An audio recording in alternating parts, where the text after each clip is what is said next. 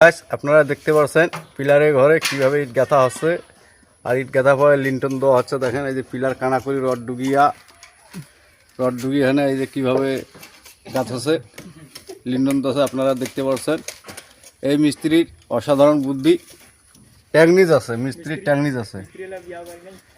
মিস্ত্রি এখনও বিয়ে করেনি, চিংড়া মানুষ, ট্যাগনিজ আছে। এই দেখেন আপনারা দেখতে পাচ্ছেন কিভাবে কাজ করতেছে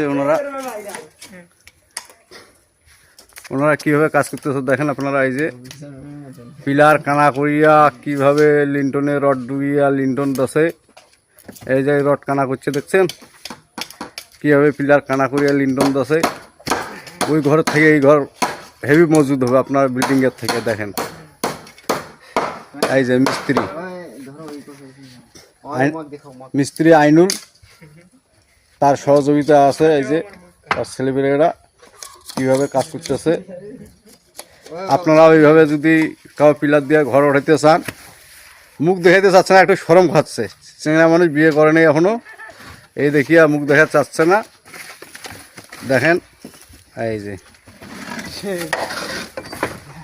কীভাবে রড ডুগিয়া লিন্টন উঠাচ্ছে, অসাধারণ হয়েছে।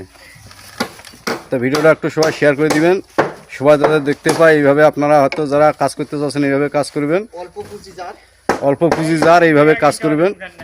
সীমিতর জন্যে আপনারা 1-1.5 লাখ টাকার বাজেটে যদি ঘর উঠাতে চান, এইভাবে পিলারের ঘরে গাঁথিয়া আপনারা লিন্টন দিতে পারবেন। রড পিলার কানা করে এই যে লিন্টন দিতেছে, সেটা ঘরটা জীবনও ঝুঁকাঝুঁকি করতে পারবে না, ফাটিবে না, কিচ্ছু হবে না।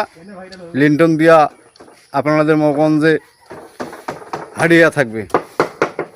এই দেখেন কিভাবে রড ডুবাইছে পিলার কানা করিয়া, অসাধারণ বুদ্ধি এই মিস্ত্রির। ট্যাগনিজ আছে, ট্যাগনিজ। তা সবাইকে ধন্যবাদ। ভিডিওটা অবশ্যই শেয়ার করে দিবেন যারা যারা দেখতেছেন।